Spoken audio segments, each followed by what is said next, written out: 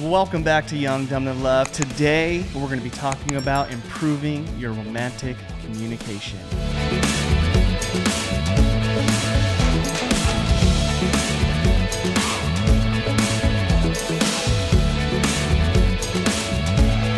Once again, we're so glad that you're here. We're excited to talk about what we're going to be doing today because it has a lot to do with something called sex. But not just sex. We're not just talking about that in general. We're talking about romantic communication. How to keep your marriage alive through communication when it comes to your romance with each other. And this is one of those things that I think we should all be passionate about. We should all be giving our best foot forward all the time when it comes to this, because here's the truth. The truth. Life gets busy. Life gets crazy. You have kids, you have jobs, you have so much, and all of a sudden you look at your wife or you look at your husband and you're like, oh yeah, I'm married. Hi, I'm Julian. Hi. Nice to meet you. It's me. I'm the problem. It's me. Guys, learn how to say that as much as possible. But just not just sex, but how to use your communication to improve your intimacy as a whole, which of course, when you improve your intimacy, you're also going to subsequently improve your sex life. Let's go. Because you'll be more intimate. Just kind of wrapping up this whole, we've been talking a lot about communication and so just kind of wrapping it up by talking about this. Yeah. And Brittany asked me, what should we talk about in our last communication one? And of course I said, sex, babe. We got to talk about sex. Let's talk about sex, baby. Let's talk about you and me. Ooh, did you feel those muscles? I did. I worked out one time. Honestly, though, Julian is like, he works out once, and I'm like, okay, why aren't you working out all the time, bro? I know. I can literally be so buff. Do you know what happens when you work out? I get sore, and I don't want to work out again. I know. It's crazy. But you had your birthday, so we celebrated your birthday. Yep. Yes, anyway. Couples massage. Yes, couples massage. It was super great. Fun. We get busy and communication becomes, we were talking about this today as we're sitting across from each other. Because, you would think that since we we work from home doing two separate things. Together. But a lot of times we're just, we'll talk and whatever, but we're working. Yeah. It's business, Yep. But a lot of times in marriage, our communication just can become business. Hey, did you pick up the groceries? What are we going to have for dinner? Can you move over the laundry? Who's going to pick up this kid, that kid, whatever is going on? Julian, did you pick up the dog poop? Yeah. It becomes all about business and getting things done, right? Yeah. Because it is a partnership and there is a lot of that type of communication. Yeah. But sometimes then I think what happens is you look at your communication and think, when's the last time that we weren't just talking like business? Yeah. And I'm not talking business like what you do for work, but business like, life, marriage, business. Yeah. Well, and think about it too. Like you asked yourself that question, and I don't know how long you've been married for, but we've been married for 17 years. And when we first before we even got married, man, we could sit in the car for hours just talking about life and how everything much we love each other. And it was just the conversation just was so easy. And because we didn't have any responsibilities back then. Well, no interruptions. You're trying to have this conversation. And if you, like us, have kids, you're talking. I'm hungry. I'm thirsty. Lord. It's time to get to cheer practice. I have this homework. And the bottom line is that is part of life. It's a season of life. That if you are married and you choose to have kids or you're having kids or whatever that looks like, it's a season of life. Yeah. It's not a bad season. It doesn't make it bad, but it does sometimes take a toll on your romantic side of your marriage. Sure does. Yep. So anyway, we're just talking about that today. It's going to be a conversation on how do we, me and Julian, improve our romantic communication and keep it alive. Yeah, how do we keep it alive when it feels maybe a little bit okay, all we ever talk about is business. Yep. Yeah. Well, obviously the first thing you need to do is make sure you're dating each other. And that's one of the things that it's going to look different for everybody. Some people love extravagant dates. They love to spend a lot of money and go to this fancy thing and do this and do that. For us, a simple date, going to getting coffee together and having no kids with us, for us, that fills our cups and we're able to really communicate with each other. Having quality time. So exactly. even a date, yes, of course, but just that quality time of sitting down and having that face to face. It's going to improve your romantic communication. So being super intentional, right? So you were talking about date nights, but I think that it's think about things you can do or say that are to be romantic, right? Yep. So tell them like what I would do for you. So, and a lot of times this could be like the element of surprise, right? So for example, like Julian, and I would say in the beginning, like this was a struggle for you. Yeah, for sure. Like you're not much of like a note writer or like a really like, you are now, but very expressive in like the way you feel. For sure. True? Yep. 100%. So I would always feel like, oh, I'm just like a sweet little note or something. And I would kind of hint like it would just, it's just a note, like just something, but just intentional. But over the last several years, you've started like every once in a while, you'll write a bunch of sticky notes and then you'll leave them in these places that that I go to throughout the day. So for example, like the coffee maker, the mirror, my makeup bag, a sparkling water, laundry, the dishes, like all the things that, okay, these are like checkpoints throughout her day. She's going to go to this place, that place, this place, and leaving a note. And it's either just a note about me or a note about that specific thing. So like, like the coffee, like let this coffee like brighten your day and start your day out great, and that's the thing. I think we overcomplicate romantic communication. Yeah. Because it could be simple, like let this coffee bring you joy. Yeah. It's the thought that he thought about me going and pouring a cup of coffee, right? Yep. I mean, I think it's just all the about intentionality. The intentions, yep. And I think sometimes we overcomplicate it, thinking, well, if I can't spend money and take them on this big date or this extravagant then it's thing, not good enough. And it's like, hey, there's a time and place for extravagant. For sure. But we've all been in a place where either we can't afford it financially or we just, are trying to save money or whatever. And it's like a note or like yesterday for your birthday. Yeah. What did we do for your birthday? We went and got couples massage. It was great. And we went to the spa. And we spent money. And that was romantic. Like I planned it for you. I thought about it. Oh, it was so good. And I told her too, I was like, she's like, well, what do you want to do for your birthday? I was like, just, what I love? Surprise me, and she like hit it on the mark. I'm not mad that I get to go to the spa for his birthday. So it's kind of like a 2-for-1, so I'm not mad about it. But that's a testament of knowing your husband, what he loves and what's going to fill his cup. And then that I like to be surprised. I don't like plans as much as you do, right? And so for her, I kind of have to tell her this is what we're doing. For me, I'm like, just surprise me. She didn't surprise me. She still told me beforehand. I told you because, because schedule, and that's the season we're in. And it's not always, for sure, whatever. But it was amazing. But it just being intentional or surprising, so think about the things that you can say. And I think something I was thinking about just before we started today was a lot of times when you sit down to start writing a note to your spouse or, you're going to leave little notes around the house, it helps you recall the things that you love about them.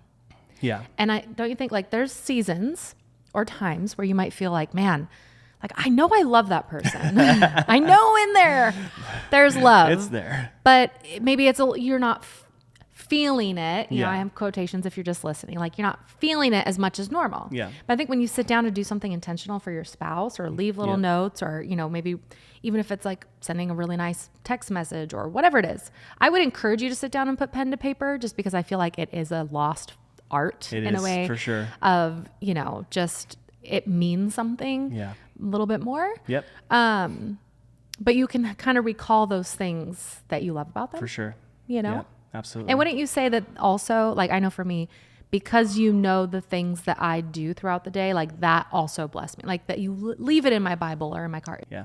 It's so true. And, she said put pen to paper. That's so real, but it is an everyday thing. If you're away from your spouse all day long, it's actually super cool to like be intentional about texting. Oh yeah, for sure. Say you're, you're sitting there and you got just a moment, just a simple, hey, I love you so much. I miss you. Can't wait to see you. Like that kind of stuff really goes a long way.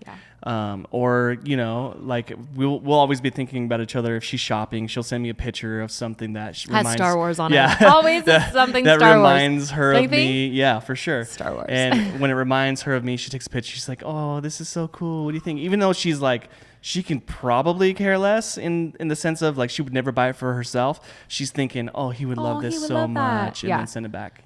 Just that intentional, and you're like, well, that doesn't sound very romantic, but honestly, it is. It's thinking outside of just your basic everyday things. It's like the above and beyond, know, and for sure.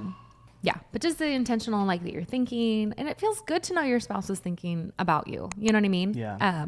So we talked about being intentional, and being surprising. You know, I think that's the thing is like surprise your spouse. Yeah. Do something outside of the norm. And outside the box. Like we said, like this can be simple. Bring home their favorite coffee drink, you know, I don't know, take them to the first place that you went on a date. Like do something outside the norm because that's romantic, you know?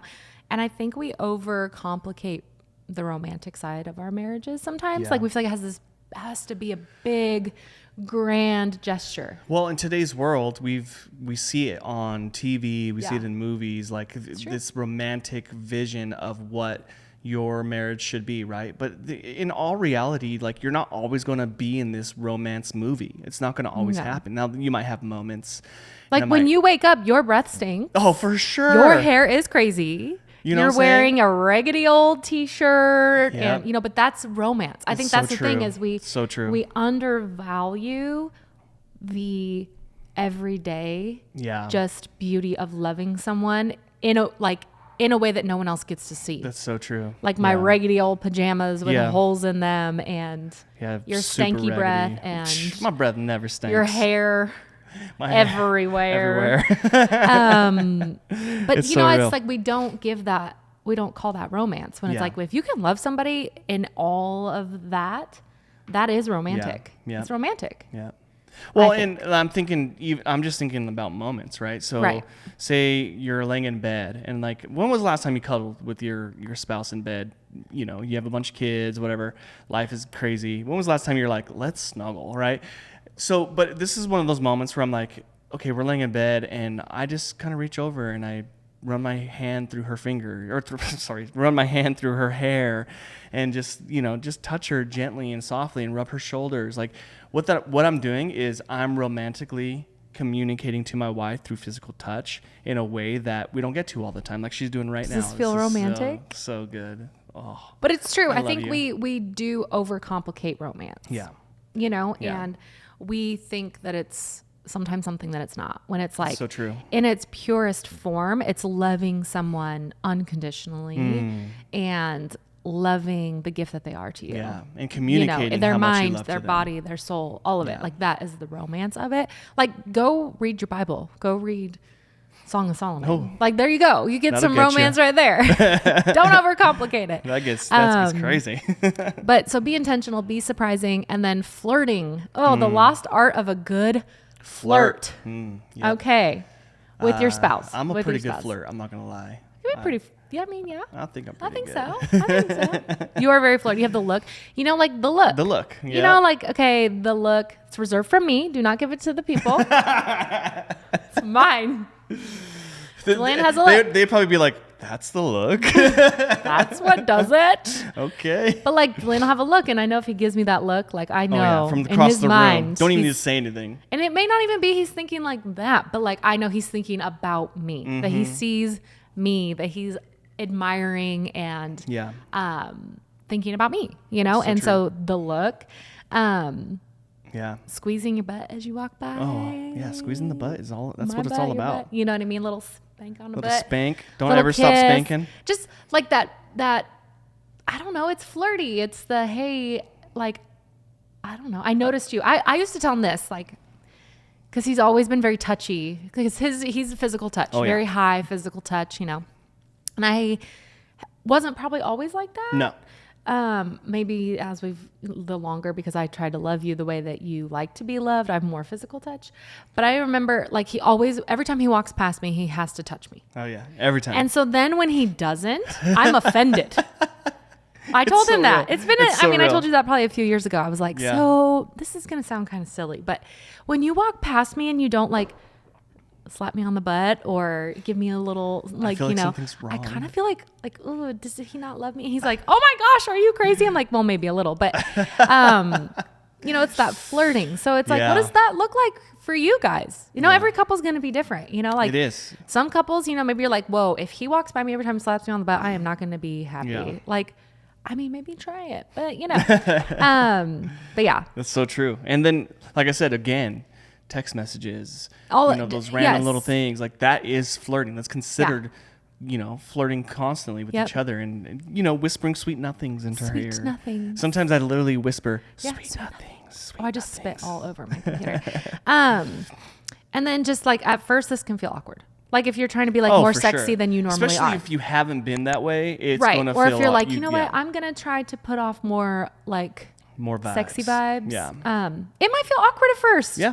You might be like, oh my gosh, so they're going to think I like have something in my eye when I'm giving them like the look. And they're like, are you okay? And you're like, I'm just trying to give you the look. I'm giving you the look. Unless you're just like uber cool and you just like got it down. But that's not us. But this can feel awkward at first. Like maybe you're like, wow, I really want to be more intentional with my romantic communication. I really want to improve our intimacy in this way. Yeah. And I want to see how it does then help our love life. Yeah.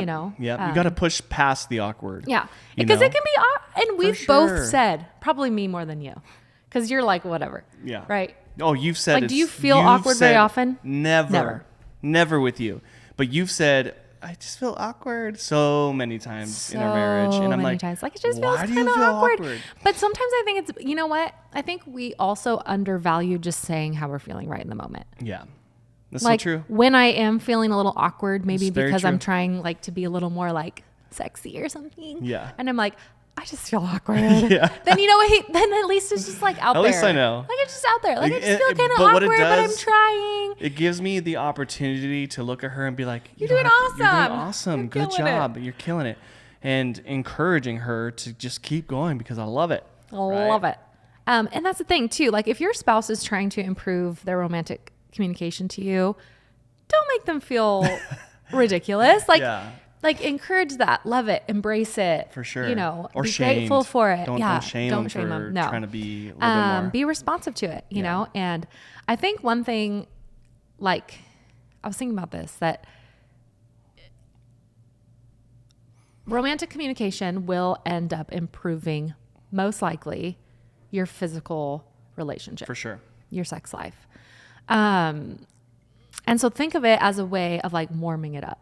I know that sounds, and don't let that be the only reason. Yeah. But it is a good reason. It is a great reason. Right? 100%. It's a form of foreplay.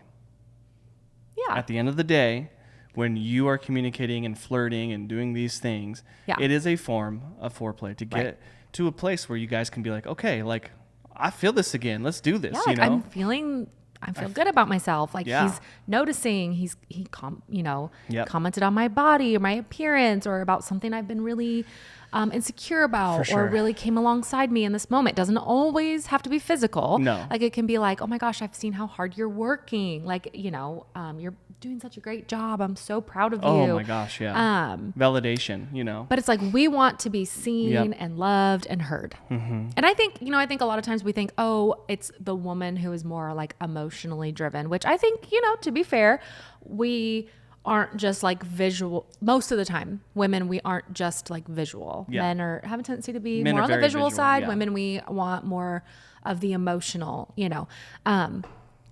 but both parties want to be seen, loved, heard, appreciated. And when you are, that is going to make any intimacy that happens sexually more enjoyable, more often, for sure, more available, because it just improves. It just absolutely, because when you feel seen, you feel validated, and you feel like your spouse is looking at you in the eyes, and you, like, I want my wife to think that I'm the best, right? Like that's very important to me. I'm the man. I want her to be like, he's the man. Like when earlier, I'm like, I worked out and I have muscles now. Okay, I worked out one time. Workout, you know what I mean? Like, but I love that about like how it brings me joy that you aren't like, because I can be hard on myself. For sure. I love to see you like, I worked out one time and I'm feeling like a baddie. Yeah. I think it's adorable. Yeah.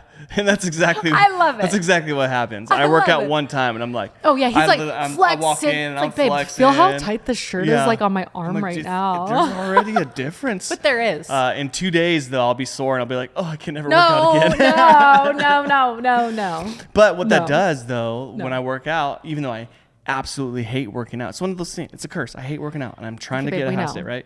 But it's one of those things where I do it and she validates me and then I'm like, oh, motivation. Like I told her earlier, I was like, motivation, baby, motivation. Yeah. And when she motivates me it makes me want to be better. You know, it makes me want to do things better, and vice versa if I motivate her. It's not manipulation, it is motivation. And I think a lot of times couples like will feel like, well, like it could be seen as if it's manipulating to be like, oh, wow, look at those muscles. Like I'm being fake so that he keeps doing what I want him to do. But it's like, no, when you motivate your spouse, you want to encourage them, be their biggest fan. Yeah. And that comes with communication and like romantic communication. You know, like if you're on a health journey, it feels good to have your spouse say like, hey girl, I see you. Not that you weren't great before, but it feels good to have that like validation, that respect, that, you know, like you want to be seen, you want to be heard. 1000%. If you're working really, my hair keeps getting stuck to the microphone. You know, but like we've talked about, like Julian's had a long journey just, you know, from no longer being in full-time vocational ministry and then building a business. And it was a lot of this, there was a lot like of a lot of roller emotions. coaster. Yeah, There's a lot of highs and lows and insecurities. And I had a choice, like, okay, am I going to just be like not encouraging and not supportive? No, I'm going to come alongside him and bring that, you know, cheerleader.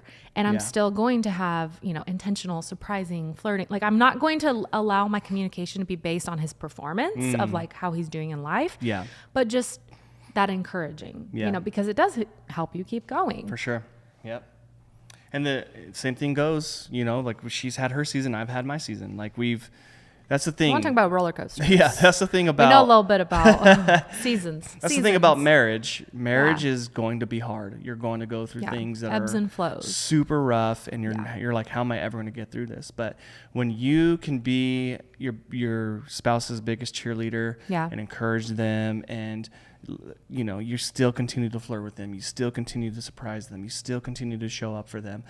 When they're going through a tough season, they're going to remember that, you know? And so when Brittany went through hers, man, I did everything I can in the time that I had to just continue to show up and make sure that she was surrounded with love, and vice versa. When I went through my hard times, you know, she was there, and she didn't stop, and she didn't talk down to me, but she lifted me up every single day. And the way that she was in those hard times spoke so loudly about who she is in our marriage. And I hope that the way that I did when you were in your hard times spoke loudly about our marriage as well, because our communication is everything. And so, we've talked about body language, and we've talked about, you know, types of different communications when you're fighting and this and that. Yeah. But all in all, everything that you do, it's going to boil down to how you communicate with your spouse and how you communicate with each other, and, you know, rules of engagement. Like there's so many different things that you have to make sure you put into play.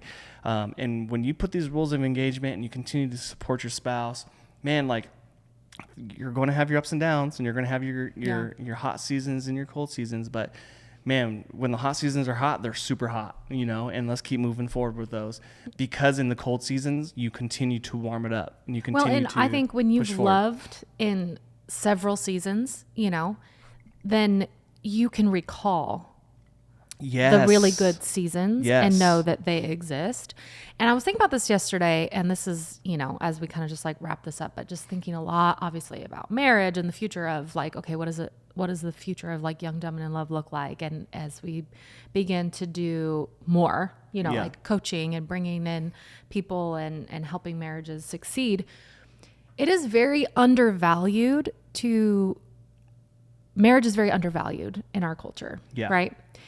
And sticking with someone side by side long term is very undervalued and under romanticized. Yep. But I think it's incredibly romantic to be able to walk side by side with someone in their lowest of lows and their highest of highs, and continually love them unconditionally. Yeah. You know, it's like we undervalue a marriage that stands the test of time, that continues having romantic communication even in a tough season, you know, that continues to only have eyes for their spouse, you know. And so just kind of like, that was my thought, is just that we don't value it enough, so you know, true. And if we really valued our marriages, like we would want to do these things. We would want to have romantic communication. So We'd want to make our spouse feel good. My gosh, this hair just keeps on like sticking here. But yeah. Yeah, so true. Yeah, so true. And so today, as we end this podcast, ask yourself that. How am I communicating in a loving way to my spouse? You know, like what am I doing to make sure that my romantic communication is strong? Yep. And it doesn't lose its fire for who my spouse is. And if you feel like you've lost it, the best thing for you to do is to just rewind your mind back to the moment that you fell in love with them, and remember those simple times when you did sit in the car and you had those conversations that lasted till 3 o'clock in the morning, and you're like, I just don't even. And then write about it. Yeah. Write them, like recall that moment, like one of those really romantic moments. Yeah. And write it down. And talk to them. Leave it in a spot they can find. Exactly. Or sit them down and be like, I was thinking of this time. Yeah. Because I love when we do that. It just it brings me joy. Like when he'll sit down, or I'll sit down and tell him, like, remember that one time when we were in college, and like we'll tell a story about, one of the many times we did something crazy or romantic or sweet, and it helps just, I don't know, it just builds up romantic communication. It helps you to recall why you fell in love with that person. Exactly. It's the foundation. Yeah. Yeah. And so I would encourage every person listening, even if right now you're like, you know what, things are a little like tense or whatever, leave a note. Just one note. Grab a piece of paper and a pen, write a note. Something you're grateful for, something they've done recently, something you admire about them, a memory that you guys have together, of what you hope for your marriage in the future. Like whatever that looks like, whatever as you sit down, just kind of comes to you, write it down and give that to your spouse. Mm-hmm. And see how that shifts things, because you can shift the conversation in your marriage. You can change the trajectory of the future of your marriage. You get that opportunity. That's the great thing. You get that opportunity. So that would be my encouragement. Like your action step is and go into it without expecting anything back. Right. Like that's the other side. Like we could do that, but if you go into it without expecting anything back, you're not gonna be disappointed. Because the purpose is for you to just do it first, and when you start that kind of communication, you never know how your spouse is going to respond. You don't. They might great. They might respond though with, wow, like this is so good. Like I remember this. And then you guys talk about it, and then you laugh and you smile and you cry, you remember these times in your life that you're just falling in love. Like that's the one thing, like remembering when you fell in love and how you fell in love. Like that's so important. But talking about it, communicating about it, making sure that you're there for your spouse. But yeah, if you guys have any thoughts, questions, yes, please. Anything that has to do with this, maybe you have an experience that you would love to share with us. We want to hear your story. We want to hear what that looks like for you. So make sure you reach out and leave a comment, send us a DM, do whatever you can to just communicate with us so that we can hear your story and how you guys have romantic communication with each other and what you do. Because obviously we have our experience, and we don't know everything. Yeah, we don't know everything. We're basing everything we're talking about off of our experience and what we've gone through, and some of what we've seen people go through. Very much, yeah. But we want to hear from you. We want to know, what that looks like for you. So make sure you leave a comment, write us a DM, whatever you can do to just communicate with us. And we're so grateful for every single one of you who listen to this podcast. And make sure you share it. If you know a couple who just needs a little pick-me-up in their marriage, send it to them. Let's share it together. So thank you guys so much for being a part of the Young, Dumb, and in Love podcast. We're grateful that you're here. Until next time.